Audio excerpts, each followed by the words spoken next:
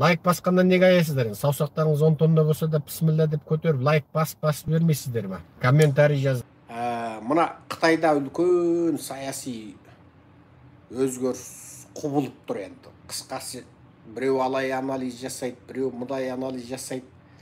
Бірақ бір нәрсені мен өте маңызды түрде айтқым келеді. Қытайда қазір өте көп мына ірі қалаларда анау мұрнынан ковидтің тестін алуды күшінен қалдырды. Бұл енді өте сұмдық жаңалық. Оны қазақтар ойламаңдар, баяғыда бізде де тест алды, сосын жоқ деді. Жоқ, Қытайдағы тест алу деген ол үлкен сұмдық оқиға болып кетті. Ол және үлкен ақша болып кетті. Енді бұл Қытайдың бұл сұмдық ақшасының санын мен енді астына комментарийға жазам. Долларға айырып тұрып. Енді ол $1 триллион. Енді оны жалпы қазақша есеппен айтқанда әрбір Қытайдың азаматы 1,5 миллиард, енді өздері айтқан 1 миллиард 300 миллион азамат әрқайсысы 2 күнде 1 рет тест тапсырса, 2 күнде 1 рет тест тапсырса, сол мемлекет есебінен сол тесттің ақшасын мемлекет төлеп отырғанда ол алдағы 3 жылға жетеді екен. Енді сол қанша ақша болды? Bir test tapsırу, енді есептей беріңдер. $60, $80 басталады. Тездесең, жаңа 500 юанға дейін, 500 юаның деген $90, $100 таяп кетеді. Жарты күн отырып күтесің, одан кейін шығады.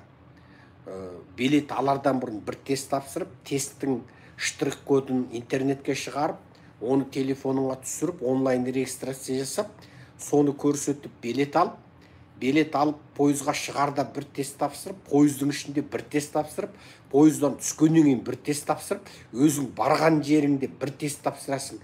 Сонда сен, былайша айтқанда, Қытайдың бір қаласынан екінші бір қаласына жету үшін енді 4-5 рет тест тапсырасың. Барған жеріңде өз ақшаңмен қонақ үйге жатқызып қояды. Ботқа ғана береді, дым жоқ. Ол қонақ үйге үлкен ақша не енді? Қысқасы Қытайда сұмдық. Ал енді бұл не сұмдық бұл? Қытайлар өстіп жатыр, не сұмдық болып жатыр? Ақша.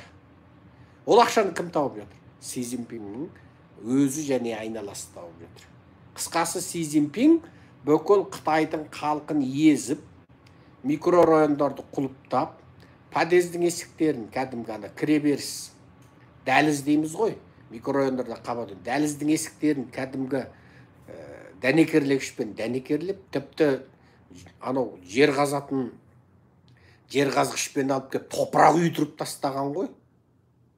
Сөйтіп, тіпті одан тамақ жетпей кей микрорайонда адамдар аштан өліп, аурулар өліп, жүрек ұстаған, анау мынау шұғыл аурулар шыға алмай өліп, ана кей адамдар аштықтан жынды болып, қабаттан секіріп өліп, бат-жат болып жатыр. Шанхайда жаңағы құрсаулау бет қаланы блоктап, бөкіл халық көтеріліп, тіпті үйлеріне микрорайоннан бірақ қуып шығып, қайда барсаң онда бар, сендердің микрорайондарың докторхана болады деді.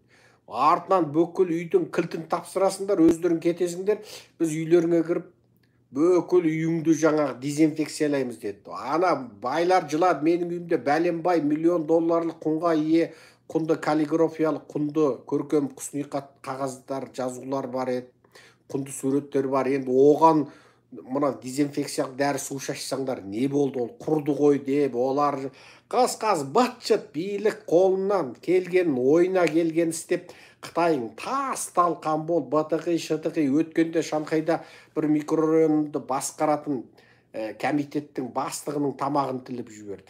Артынан енді сөйсе жай ғана терісі қанаған ғой, енді ол өлімге бармайды ол. Жаңағы жапсырысын. Sonra анау заланып кеп тілген ғой. Артынан өз үйіне шыққанда асылып өліп қалған. Ал өлтірген де бар. Қысқасы Қытайың быт-шыт болып жатыр.